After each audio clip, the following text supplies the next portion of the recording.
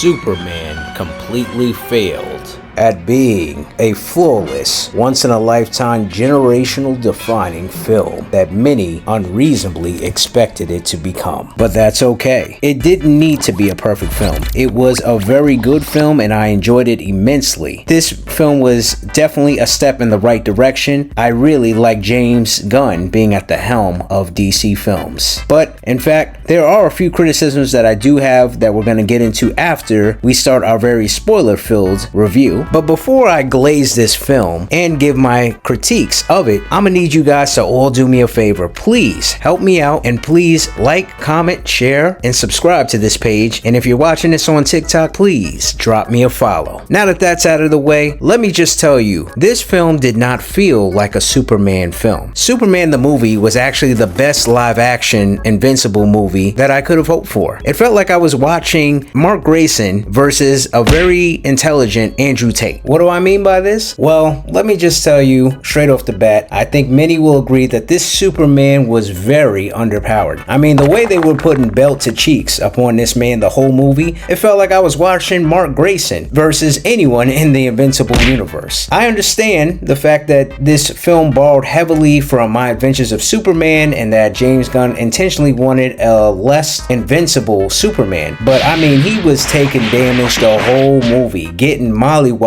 and dragged through the mud the whole film until the very end. When it comes to the Man of Steel himself, I felt like David Cornsweet was not the best Superman. While I feel like he was a modern version or a modern interpretation of what Superman was, the original movies back in 1978, I don't feel like he really embodied the role. I am a person who definitely feels like Henry Cavill was a better Superman. I felt like he had more passion for the role. I felt like I was watching Superman when I witnessed the performance of Henry Cavill's Superman. Now, that being said, this movie was better than Man of Steel. I'm just gonna put that out there. But that was mainly due to the direction. I feel like James Gunn is a million times better of a director than Zack Snyder. And James Gunn knew exactly what to do with this film. In fact, he's done a great job with everything at DC. But James Gunn, glaze aside, when it comes to this Superman, as far as his performance as Clark Kent, I felt we didn't really get enough of it. The little bit that we did get to see of David Cornsweet's Clark Kent was done very well, and I felt like he was a much better Clark Kent than Henry Cavill was, because Henry Cavill was just Henry Cavill with glasses when he was trying to be Clark Kent. David Cornsweet's Clark Kent performance was one of the better Clark Kent performances. Not as good as Christopher Reeves or the CW Superman show Clark Kent. That scene with him and Lois definitely sold his portrayal of his Clark Kent to me. And when it came to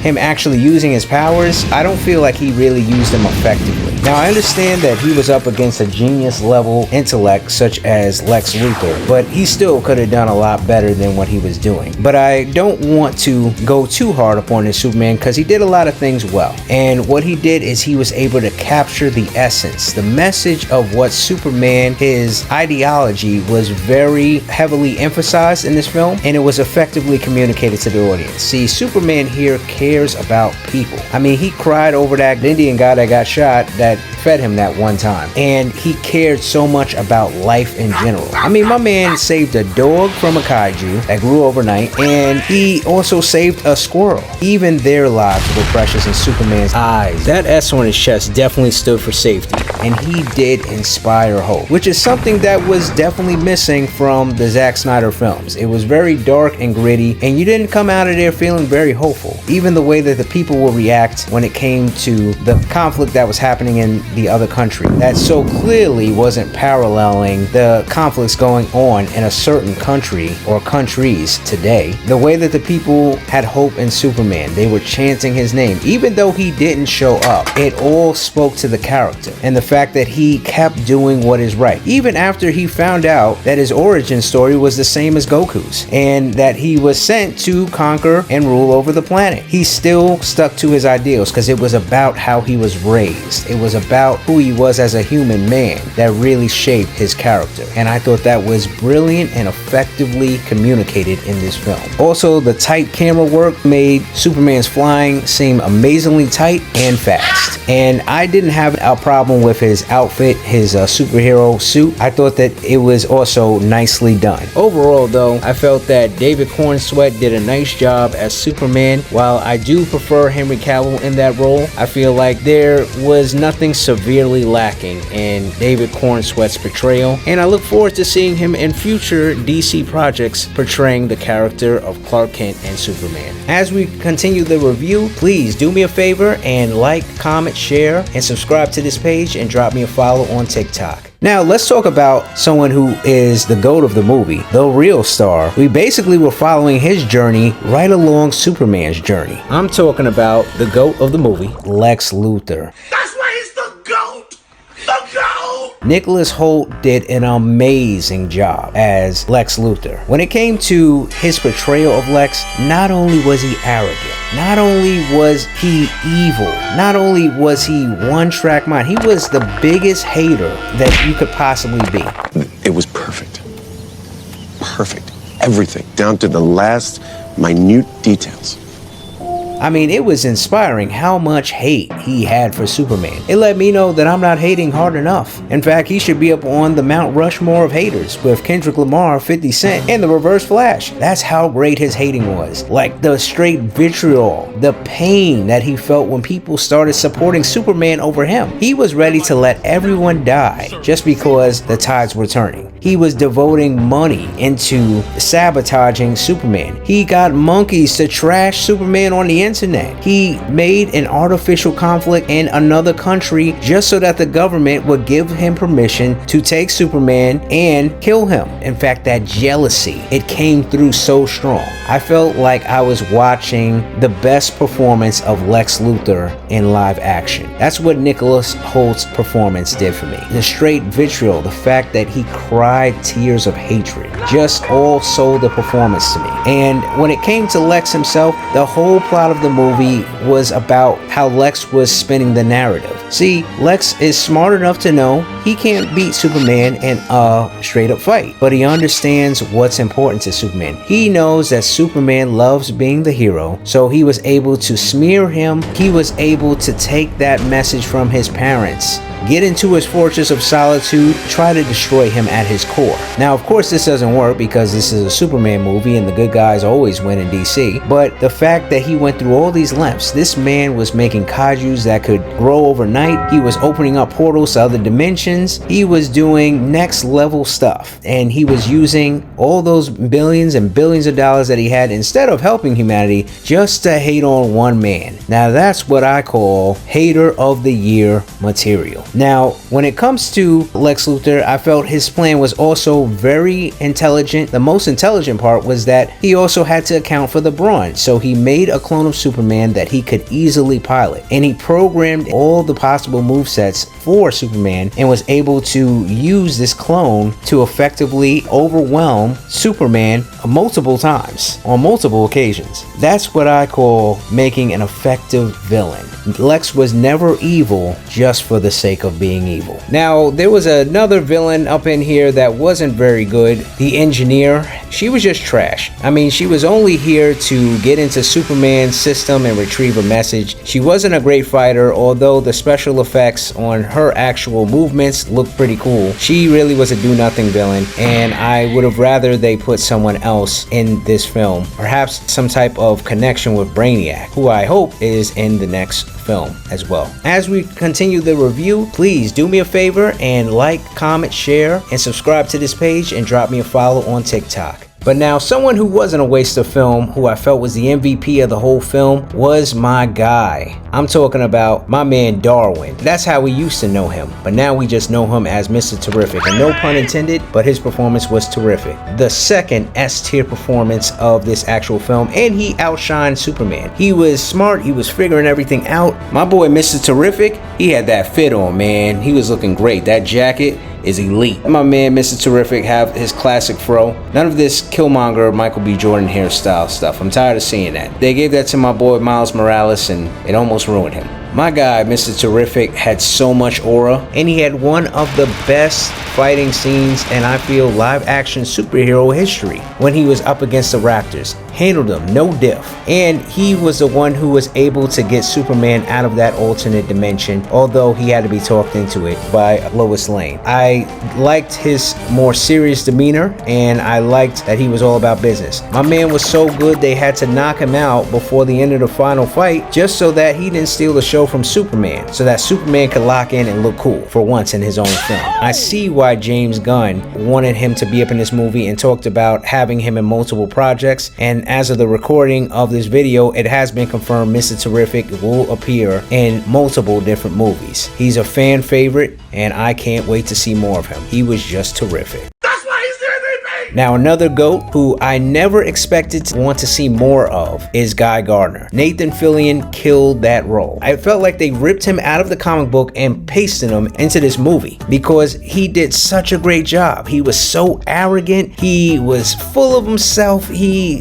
thought he was so cocky. He felt like he was the main character of this film. Even though the title of the movie was Superman, in Guy Gardner's mind, it was a Green Lantern film. And the fact that he would tell people, hey, you got the upgrade, you got me, I'm better. And his jokes and his just overall cringiness was all on point and perfect. Guy Gardner, Green Lantern, with a bowl cut, he had aura. I mean, he was like prime Justin Bieber from back in the day. I ain't seen a bowl cut with that much aura since watching Rock Lee open up the gates on Gara in the tuning exams. I can't wait to see more of him. Now, Hawk Girl, she was totally forgettable. I hope we never see her again. As far as the performances of Superman's parents, I felt like those were solid performances. They did what they needed to do. They highlighted who Clark was. As we continue the review, please do me a favor and like, comment, share, and subscribe to this page and drop me a follow on TikTok. And then when it gets down to the main love interest, I was very pleased with what I saw of Lois Lane. I felt like she fulfilled the role perfectly to the T. This was exactly what you want from Lois Lane. She's headstrong, but not annoying. She was able to challenge Clark, challenge his ideals, question him. She was able to be a reporter even though she was interviewing the love of her life. And I like the fact that her and Clark were basically in a situationship. They'd only been dating for a few months. This was a new thing, and she was even thinking about leaving him, which I don't understand why you would leave the perfect man, but that's woman logic for you. Go figure. I felt like she was her own actual character. She wasn't just a damsel in distress falling off the tops of buildings to be saved by Superman, which is something that was missing from other versions of this character. And to be honest, she was the right balance between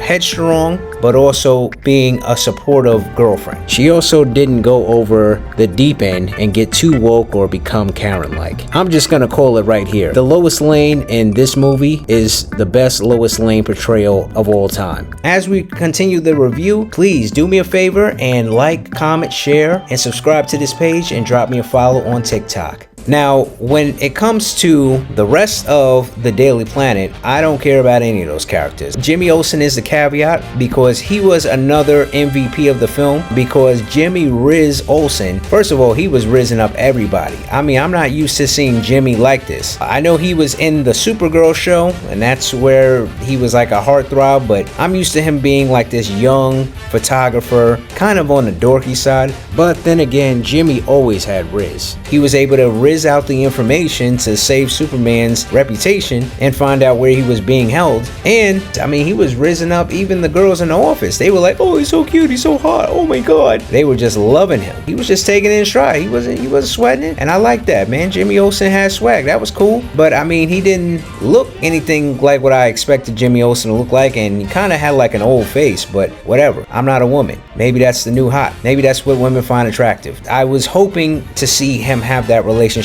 with Superman as well, as Superman's best friend. But as with many things in America, that job got outsourced to India. But maybe in future films they'll develop that relationship. Maybe he'll even get that little special watch that allows him to call out to Superman or alert Superman whenever he's in trouble. As we continue the review, please do me a favor and like, comment, share, and subscribe to this page and drop me a follow on TikTok. Now, as far as Krypto, the terrible dog, he was the worst dog dog that you could actually have. Although he was realistic, he acted like a real disobedient, untrained dog. And he was basically in the way of everything that was happening, destroying everything. But when we see who his owner is, and that she doesn't even take the time to train him, because Supergirl is a mess. And her cameo, I was not impressed by it. I was actively rooting for Krypto to give her a concussion. Krypto, his best scene was when he destroyed the cameras. I didn't even like when he had hurt Lex, because Lex is my GOAT, first of all.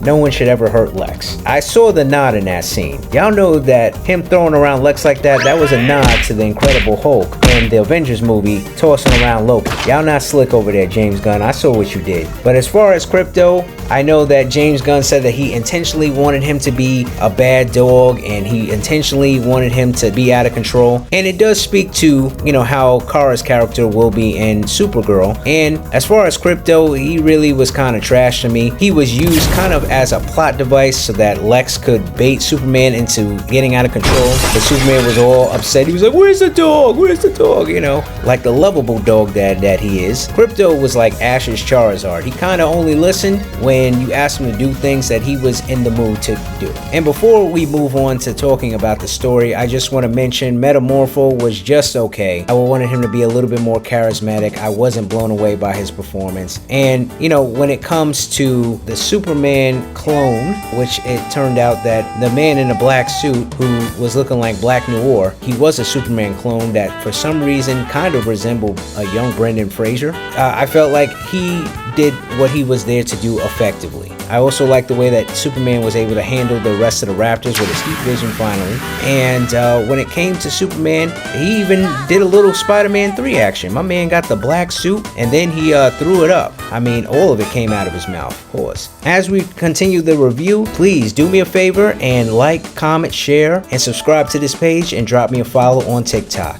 But when it comes to this film, the narrative is what I felt was really handled effectively. Overall, I felt that it was very good, and a lot of people complain, oh, it's this super woke thing. Now, there are aspects of it that were woke. I mean, the whole conflict, we know exactly what countries were being talked about here. There was some woke symbolism, but as far as this film being some woke mess, I mean, it was not that. It really did try to stick to the message here about Superman being a symbol of hope for everyone. And that's what I liked about this film. I didn't feel like it was overly preachy. Superman himself, he had his little corny speeches, but that is to be expected from this version of Superman. So I was okay with it. Now, as far as the cinematography, I mentioned it briefly, very well done. And this whole world, this DC world, feels lived in. It feels like a DC world. It doesn't feel like when I watch a Marvel movie, which feels like our world, but with Marvel characters in it. This felt like its own distinct thing. So I was very pleased with it. The last thing I will say about this film